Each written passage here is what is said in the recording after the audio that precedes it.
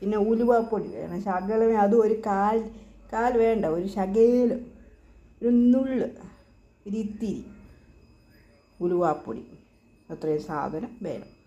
ഉപ്പ്, ഇതിന് പുളിയുള്ളതാണ്, അതുകൊണ്ട് വിനാഗിരി ചേർത്തില്ലേലും ഒന്നുമില്ല.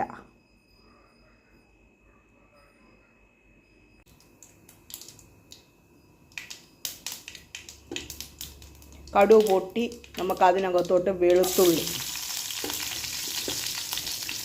കായം,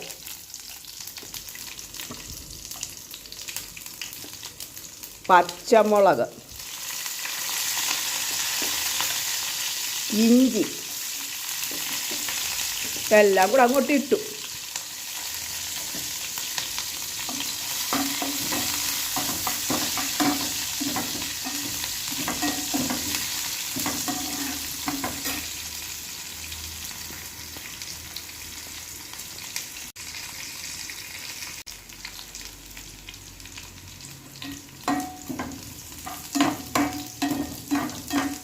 എല്ലാം ചുമന്നു.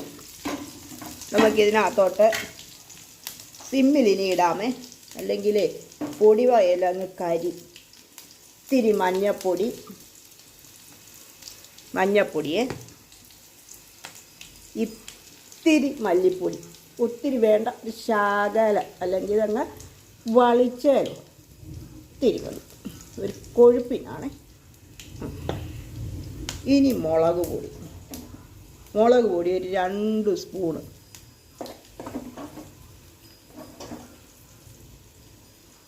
ഇട്ടു.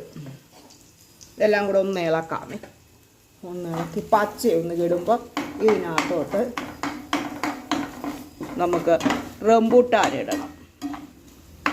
നിങ്ങൾക്ക് ഈ വീഡിയോ ഇഷ്ടപ്പെടുവാണെങ്കിൽ ലൈക്ക് ചെയ്യണം, ഷെയർ ചെയ്യണം, സബ്സ്ക്രൈബ് ചെയ്യണം. ഇവിടെ മഴയ്ക്കും ഇടിയൊക്കെ മുഴങ്ങുന്നു. ഞങ്ങൾ 2 മലയുടെ ഇടയിലാണ് താമസിക്കുന്നത്. ഞങ്ങൾക്കൊക്കെ വളരെ ഭയമാണ്. വയനാട്ടിലൊക്കെ വന്ന പ്രകൃതി ദുരന്തം നമുക്കെല്ലാം വളരെ ഒരു പ്രയാസം തരുന്ന കാര്യമാണ്. ആർക്കെപ്പോഴാ എന്തുവാ. അതുപോലെ ഉപ്പ് വിടണം കേട്ടോ.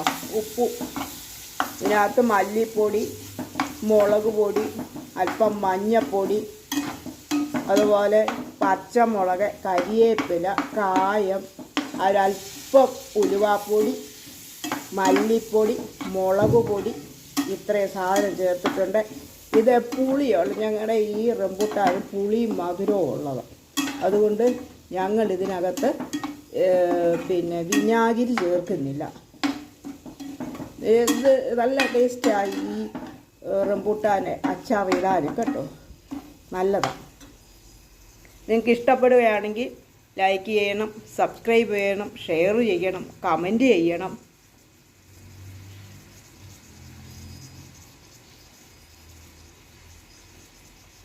അങ്ങനെ ഇവിടെ റംബൂട്ടാൻ അച്ചാർ റെഡി.